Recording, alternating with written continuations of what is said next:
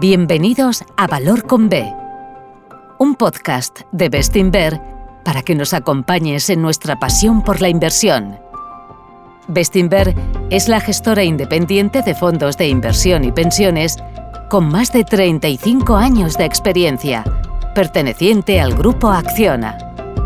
Hola a todos, mi nombre es Marta Vila, especialista de producto de Bestinver, y me acompaña Pepe Díaz, miembro de nuestro equipo de inversión.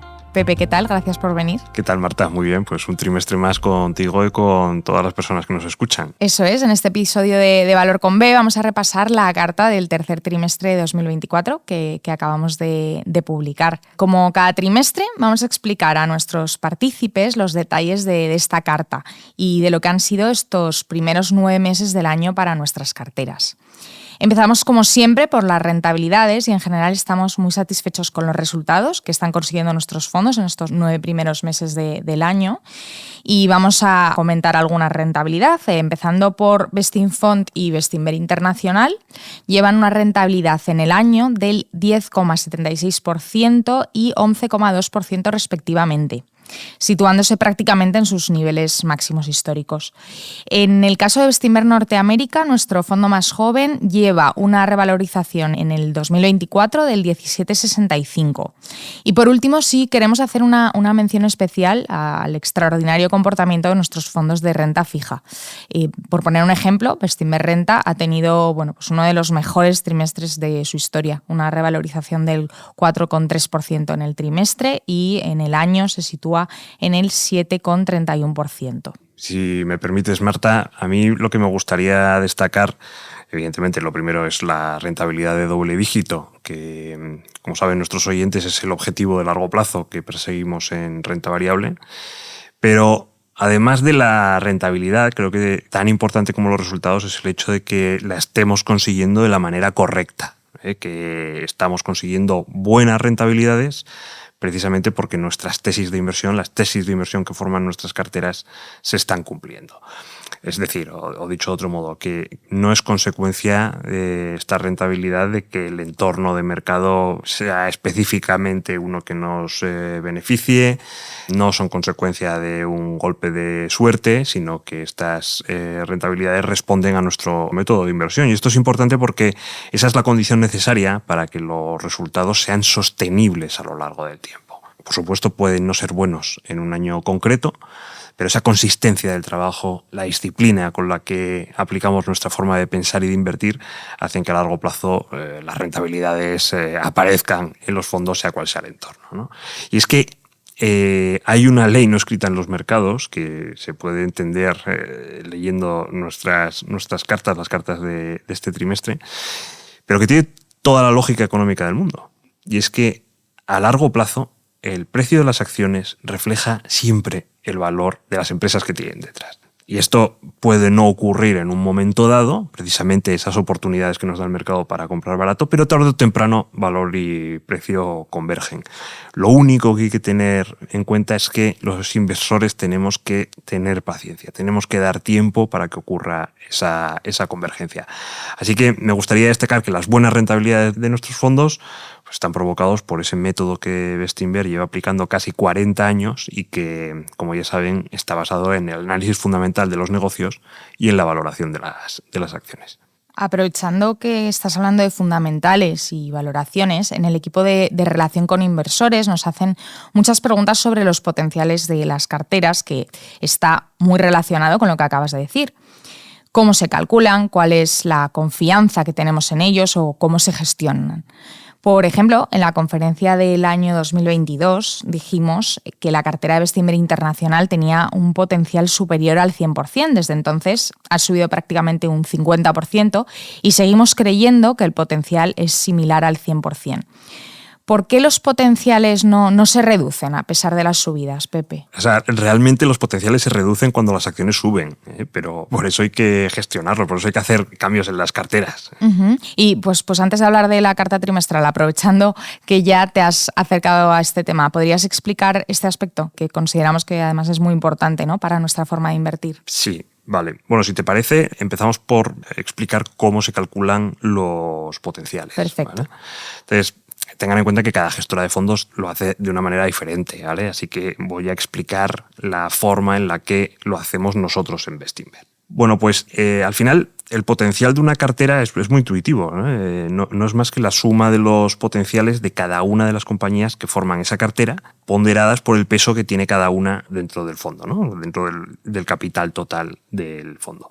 Y esos potenciales dependen, por un lado, de la marcha del negocio, es decir, de la evolución de los beneficios que genera la empresa, y por otro lado, de la valoración de la acción. Así que es la unión de esos dos componentes lo que determina el potencial de una inversión concreta. Si me permites, voy a explicar un poquito más cada uno. Primero, el potencial que produce el negocio podemos dividirlo en dos partes.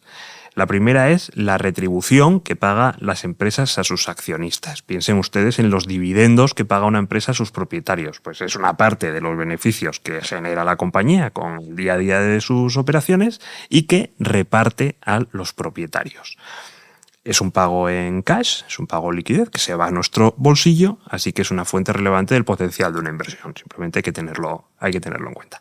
Y luego la otra parte del potencial que produce el negocio depende del crecimiento de los beneficios. Esto también es muy lógico, ¿no? Cuanto más crezcan los beneficios de una empresa, mayor riqueza genera para sus accionistas. Es muy evidente. Y claro, hay que entender que ese crecimiento de los beneficios depende de las inversiones para crecer que haga la compañía, ¿no? Y para hacer esas inversiones para crecer, las compañías necesitan capital, necesitan financiar ese crecimiento. Así que, ¿por qué digo esto? Porque es importante que nuestros oyentes entiendan que las empresas que pagan muchos dividendos pues no tienen demasiado capital propio para invertir. Así que hay un equilibrio allí, ¿no? Entre el dividendo que paga una compañía, esa fuente de potencial de rentabilidad que viene a través del dividendo que paga la compañía, y por otro lado el crecimiento de los beneficios, el crecimiento del negocio. Nosotros en Bestinver tenemos una predilección por negocios que tienen crecimiento, ¿no? Por negocios que deciden invertir una parte importante de sus beneficios, pero la retribución también es un componente importante de la rentabilidad de nuestros fondos y que nuestros oyentes tienen que entender que también está ahí, ¿no? Digamos que es el primer bloque de rentabilidad potencial de una compañía. Y luego el segundo bloque es la valoración, que no es más que lo que el mercado está dispuesto a pagar por los beneficios que genera una empresa. Como ustedes saben, en Bestinver compramos empresas únicamente cuando podemos comprarlas baratas, ¿no? Es decir, cuando el mercado está preocupado por un tema macroeconómico, por una incertidumbre puntual del negocio y que nos vende, precisamente por esa preocupación, nos vende las acciones de la empresa por debajo de lo que realmente valen. ¿Y por qué hacemos esto? Pues porque cuando compramos barato un buen negocio, ganamos primero, por la riqueza que genera ese buen negocio y segundo, por la apreciación que va a tener su acción. Y por eso, cuando el mercado cae por un tema macroeconómico, por ejemplo, sin discriminar entre buenas empresas y malas empresas, nosotros insistimos mucho en aprovechar las caídas para comprar, ¿no? Porque en esos momentos son los momentos ideales para volverse codicioso, por así decirlo, ¿no? Son los momentos en los que nos dan la oportunidad de comprar buenos negocios a buenos precios y, por tanto, ampliar el potencial de las carteras por este segundo bloque de rentabilidad potencial que estamos comentando. Y que no es más que lo que pasó en esta primera parte del trimestre, como comentaremos dentro de unos minutos. Así que, resumiendo, al final, cuando hablamos del potencial de la cartera, lo que estamos diciendo es: ¿cuánta rentabilidad nos va a dar el crecimiento de los beneficios de todas nuestras empresas en los próximos 3 o 5 años? Pues tanto. ¿Cuántos dividendos y recompras nos van a pagar estas empresas en ese mismo periodo? Pues tanto. ¿Cuánto debería expandir la valoración para que la acción refleje la verdadera calidad que tiene el negocio? Tanto. Bueno, pues sumamos todos esos tantos y al final obtenemos el potencial de la cartera. Al menos así lo hacemos en Bestinver. Pero todo es una cuestión de probabilidad porque está basada en nuestras estimaciones, ¿no? Es decir, en un análisis del futuro y por tanto hay nivel de incertidumbre. Sí, claro, claro. Al final invertir consiste en manejar la incertidumbre y tratar de poner la probabilidad de nuestro lado. ¿Y cómo ponemos la probabilidad de nuestro lado? Lo hemos explicado muchas veces aquí en Valor con B. Son muchos aspectos. Pues invirtiendo en negocios sólidos, teniendo un equipo de analistas que saben analizar esos negocios y que han visto entornos de mercado de todo tipo, tener una dinámica de trabajo, un método de inversión probado a lo largo de casi 40 años de vida de Bestinver, pagando precios bajos por las empresas que compramos. O sea, hay que entender que evidentemente no todas las fuentes de potencial tienen la misma certidumbre o el mismo grado de incertidumbre, ¿no? Pero bueno, haciendo todo este tipo de cosas, pues vamos poniendo poco a poco la probabilidad de nuestro lado. Y respecto a la certidumbre, la incertidumbre o los niveles de incertidumbre que tienen cada una de las fuentes de potencial, pues nosotros estamos más seguros de ese primer bloque, que es la parte de potencial que genera el negocio. ¿Por qué? Pues porque los negocios se pueden analizar con una lógica económica, ¿no? Los negocios evolucionan a largo plazo, poco a poco, de una forma que se pueden seguir, y tenemos analistas muy buenos estudiando esos negocios. En cambio, nuestra confianza pues, es menor por la parte del potencial que da la valoración.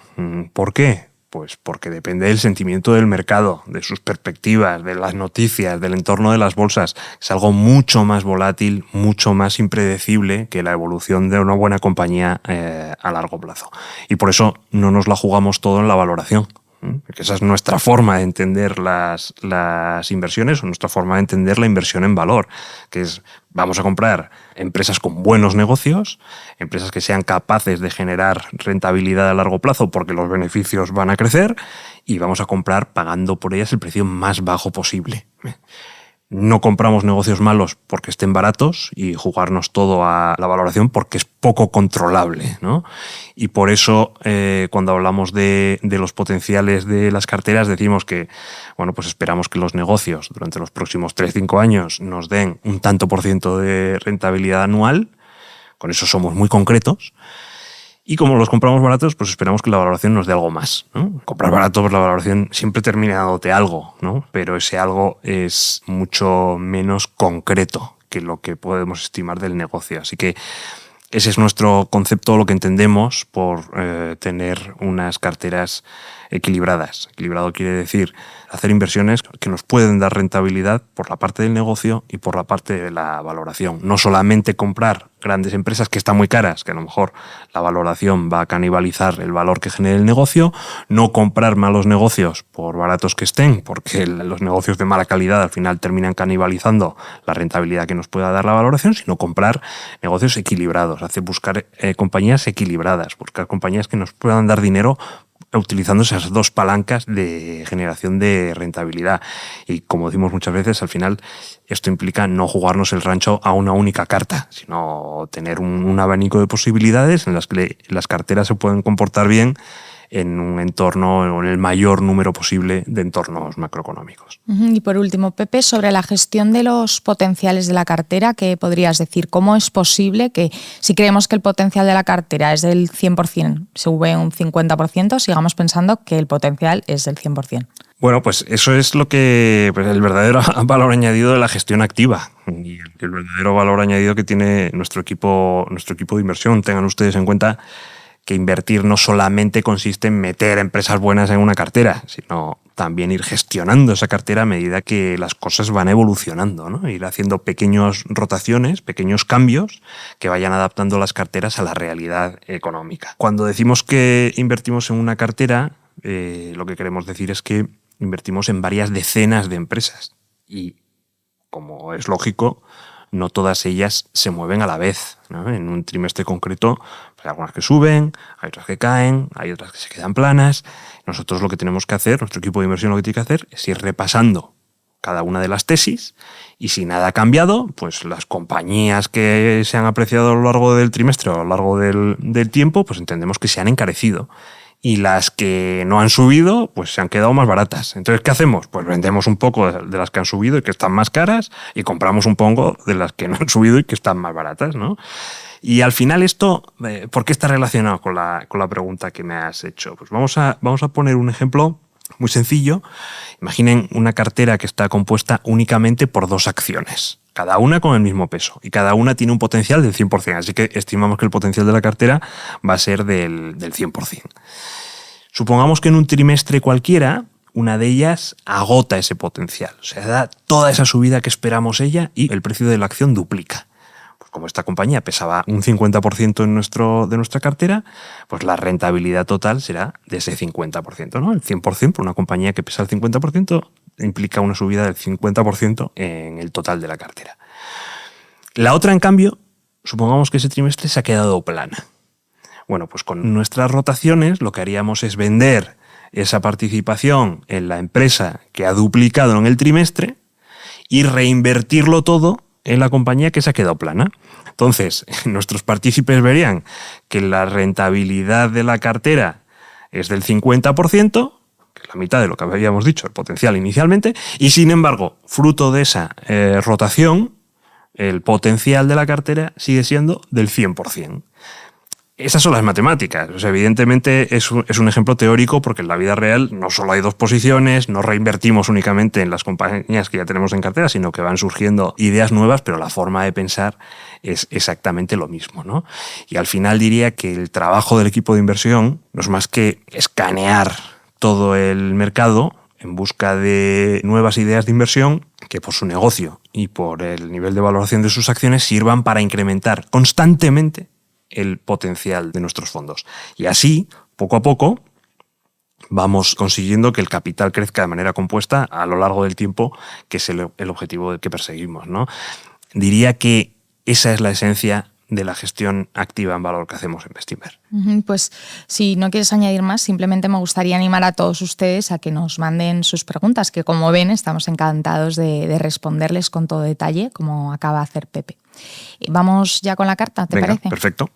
Pues este ha sido uno de los de esos trimestres en los que si no trabajas en los mercados financieros y simplemente eres un inversor que mira la rentabilidad al final del periodo, parece que no ha pasado nada. De hecho, salvo el Nasdaq, que en euros ha caído algo menos de un 2%, el resto de grandes índices han subido entre un 2 y un 3%. Pero la realidad es que durante el trimestre ha habido muchísima volatilidad. Llevamos meses explicando que el mercado está totalmente obsesionado con cada dato de crecimiento económico, los tipos, la inflación, el desempleo. Y este trimestre, durante el mes de agosto, el mercado se empezó a preocupar por el desempleo, en concreto, después de un dato más flojo de lo esperado y de los comentarios de preocupación por parte de la Reserva Federal, los índices tuvieron correcciones fuertes. Por ejemplo, el Stoxx 600 cayó un 8% en 2 semanas, el Standard & Poor's 500 un 9%. Tengan en cuenta que caídas en los índices de casi el 10% en compañías individuales puede ser del 20, 30, 40%. Caídas, además, que en un entorno en el que la campaña electoral en Estados Unidos siguió con su tono agresivo y la tensión geopolítica en Ucrania y Oriente Medio se fue recrudeciendo, pues ha hecho que esta primera parte del semestre fuese muy negativa. En cambio, la segunda parte ha sido muy positiva. La Reserva Federal bajó los tipos de interés 50 puntos básicos, la inflación sigue bajo control, vemos el precio del crudo muy estable y además China anunció un enorme plan de estímulo para una economía que no terminaba de arrancar después del COVID. Además, un plan de estímulo que va a tener su impacto positivo también en la economía europea, porque muchas empresas industriales exportadoras tienen como principal cliente al mercado chino. Y al final, con esta segunda parte positiva, pues los mercados recuperaron algo más de un 12% en el caso del Standard & Poor's, del 10% en el Stoxx 600.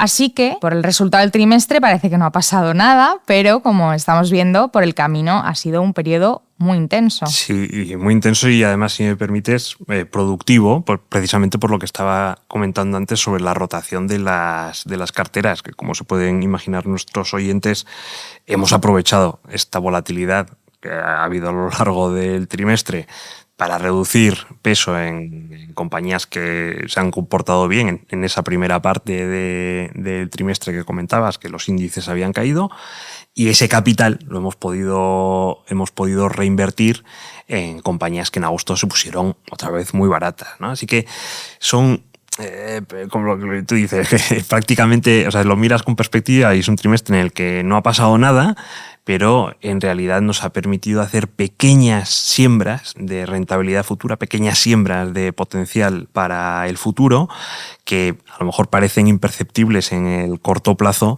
pero que a largo plazo, acumulándolas una y otra vez, cada vez que el mercado nos da oportunidades, pues tienen un impacto muy, muy llamativo en el largo plazo, ¿no? Que además no es raro que el mercado se vuelva loco, porque casi todos los años hay caídas del 5%, 10%, que generan muchos nervios en el momento, que provocan titulares muy alarmistas, pero luego en 2-3 semanas se recupera y nadie se acuerda de ellas.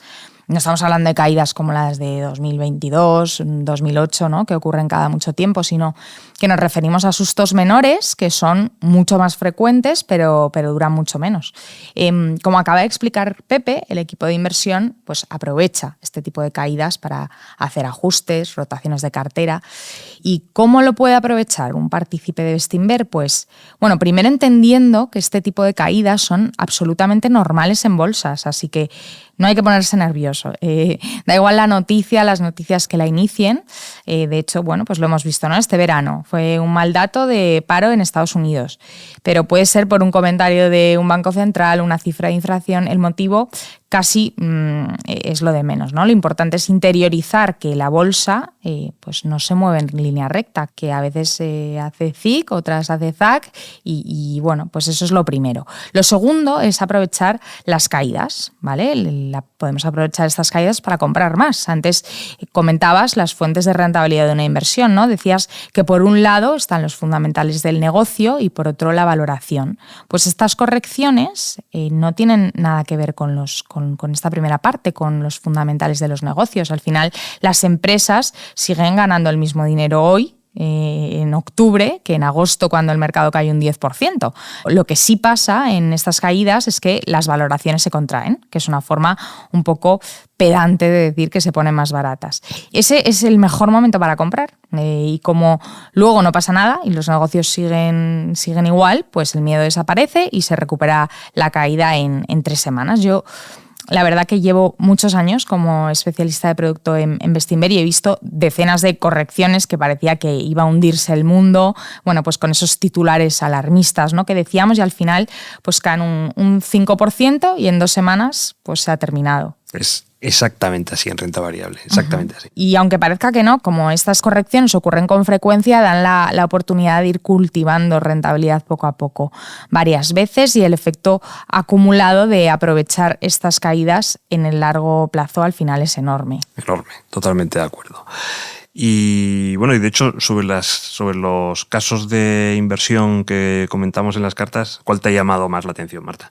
Bueno, a ver, los ejemplos siempre son interesantes, pero este trimestre hay alguno especialmente bueno que me ha gustado. Empezando por Bestinver Internacional, Jorge y Tomás hacen un repaso bastante detallado de varias posiciones de la cartera, como puede ser Meta, Rolls-Royce o Heidelberg Materials y Holcim, explicando el papel que ocupan dentro de una estrategia tan diversificada y equilibrada como sigue el fondo.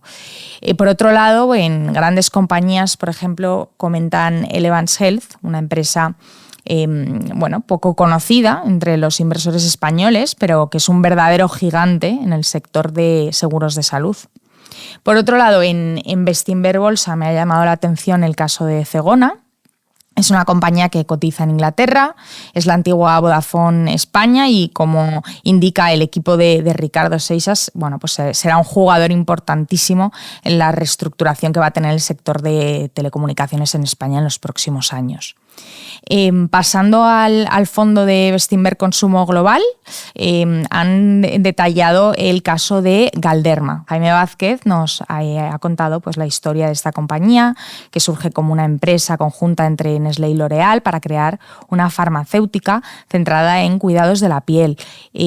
Además de los detalles del negocio, me ha parecido interesante porque también el fondo compró en la salida a bolsa de la compañía, que no es algo que solamos hacer, ¿no? Jaime rara vez acude a salidas de bolsa, pero nos explica en la carta bueno, que no le gustan las OPV generalmente, pero bueno, cuál ha sido el caso de Galderma y por qué ha sido la excepción a esta regla, ¿no? Que me parece muy interesante para que nuestros oyentes pues lo lean. Pasando a Bestinver LATAM, Ignacio Arnau nos habla de SmartFit.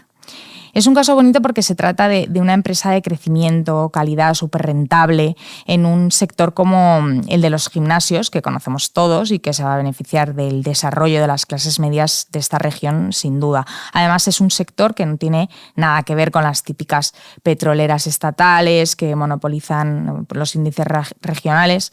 Para mí, ideas como estas, como este ejemplo de SmartFit, bueno, pues da un valor añadido enorme a nuestra estrategia de LATAM. En Bestinver Norteamérica, Jaime Ramos explica International Exchange, uno de los principales operadores de los mercados financieros mundiales, que gracias a su estrategia de adquisiciones ha batido por mucho al Standard & Poor's en las últimas 2 décadas. También el caso de Croda en Bestinver Megatendencias, una idea clásica de inversión en valor tradicional en un sector que también es muy tradicional. Y bueno, por último, que se nos va el tiempo, pero sí que quiero destacar la impresionante rentabilidad de Bestinver Renta, lo decíamos en la introducción, pero bueno, pues en el trimestre ha tenido más de un 4%, en el año lleva más de un 7%. Para los inversores de corto o medio plazo, recordar que es una alternativa a considerar frente a otros productos bancarios tradicionales y de hecho les animo a ver el webinar que grabamos en junio con Eduardo Roque, el responsable del área de renta fija, que pueden ver en nuestro canal de YouTube. Renta fija o depósitos se llama el webinar, por si alguno de nuestros oyentes quieren oírlo, que se lo recomendamos porque realmente el fondo al final se comportó como explica Eduardo y con las fuentes de rentabilidad que explica Eduardo. Sí que es muy completo para entender la estrategia que usamos en renta fija. Pues muchas gracias, Pepe. No sé si te gustaría añadir algo más para finalizar. No, la verdad es que has hecho un resumen de la carta súper completo. Animar a nuestros oyentes a que repasen los casos de inversión, que este trimestre han sido interesantísimos. Echamos muchos detalles de algunos de los casos que has comentado y simplemente emplazar a todos ustedes a que nos escuchen el próximo trimestre y por supuesto a que nos escriban con sus dudas. Pues nada más, muchísimas gracias, Pepe, como siempre a todos nuestros oyentes por estar un trimestre más con nosotros y hasta el siguiente. Gracias por escucharnos. Volveremos pronto con otro episodio de Valor con B, un podcast de Bestinver. Hasta pronto.